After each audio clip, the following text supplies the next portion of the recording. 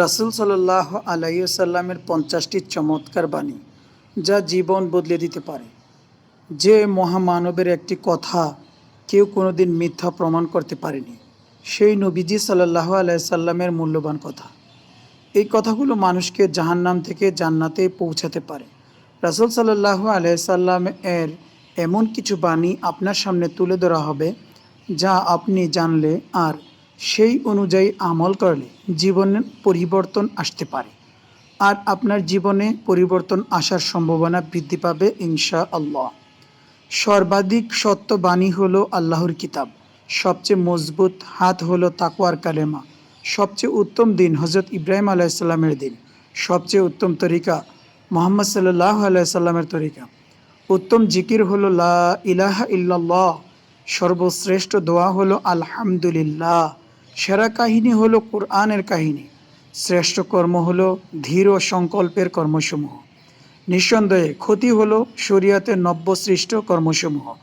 সুন্দরতম হেদায়েত হলো নবীগণের হেদায়েত। শ্রেষ্ঠ মৃত্যু হলো শহীদ মৃত্যু। সবচেয়ে বড় অন্ধত্ব হলো সুপথ পাওয়ার পরে পথভ্রষ্ট হওয়া। শ্রেষ্ঠ আমল তাই যা কল্যাণকর হয়। শ্রেষ্ঠ তরিকা তাই যা অনুসৃত হয়। নিকৃষ্টতম অন্ধত্ব হলো হৃদয়ের অন্ধত্ব। উপরের হাত নিচের হাতের চেয়ে উত্তম। অল্প ও পরিমাণ মতো সম্পদ ওই অধিক সম্পদ হতে উত্তম যা মানুষকে আল্লাহর পথে হতে গাফিল করে দেয়। নিকৃষ্ট তওবা হলো মৃত্যুকালীন তওবা। সেরা লজ্জা হলো কিয়ামত দিবসের লজ্জা। লোকদের মধ্যে এমন লোক আছে যারা জুমায় আসে সবার শেষে। এমন কিছু লোক রয়েছে যারা আল্লাহকে খুব কমই স্মরণ করে। সবচেয়ে বড় পাপ হলো মিথ্যা কথা বলা। শ্রেষ্ঠ প্রাচুর্য হলো হৃদয়ের প্রাচুর্য। সেরা পাথেয় হলো আল্লাহ ভীরুতা। সেরা প্রজ্ঞা হলো আল্লাহর ভয়। হৃদয়সমূহে যা সম্মানের উদ্রেক করে তা হলো ধীর ও বিশ্বাস। আল্লাহর সম্পর্কে সন্দেহ করা কুফুরির অন্তর্ভুক্ত। মৃত ব্যক্তির জন্য উচ্চস্বরে বিলাপ করা জাহেলি রীতির অন্তর্ভুক্ত।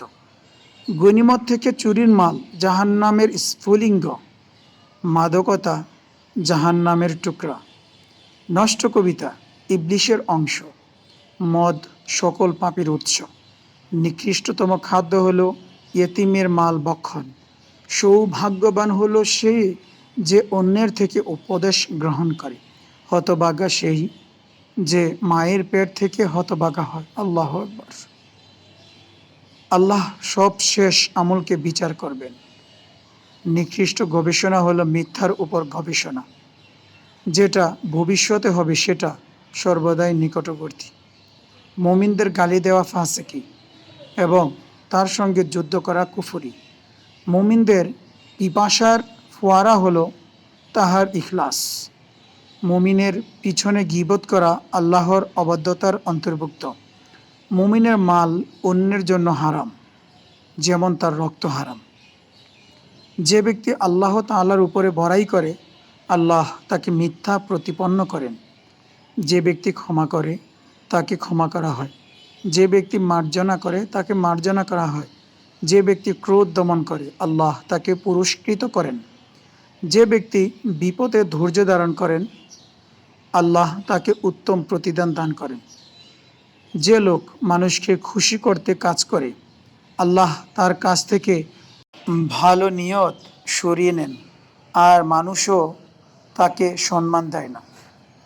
যে ব্যক্তি সবরের ভান করে আল্লাহ তাআলা তাকে দুর্বল করে দেন। যে ব্যক্তি আল্লাহর অবাধ্যতা করেন আল্লাহ তাকে শাস্তি দিয়ে থাকেন।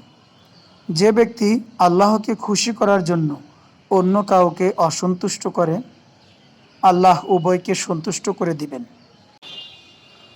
অতঃপর তিনি রাসূলুল্লাহ সাল্লাল্লাহু আলাইহি সাল্লাম ৩ বার আল্লাহর কাছে ক্ষমা প্রার্থনা করেন, তারপর ভাষণ শেষ করেন। এই ৫০টি বাণী শুধু শব্দ নয়, এগুলো হলো একটি উম্মার আত্মার খোরাক। আজ কোন বাণীটি আপনার হৃদয়ে ছুঁয়েছে, অন্তরকে স্পর্শ করেছে? নিজের জীবনে কোনটি বাস্তবায়ন করবেন আজ থেকেই? অবশ্যই নিজেকেই চিন্তা ফিকির করতে হবে। এই উত্তম কথাগুলো অন্যকে শোনানো ও জানানোর জন্য ভিডিওটি শেয়ার করে দিন আর চ্যানেলটি অবশ্যই সাবস্ক্রাইব করে বেল বাটনটি অন করে রাখুন। লাইক কমেন্টস করতে ভুলবেন না। আল্লাহ আমাদের উত্তম বোঝার তৌফিক দান করেন।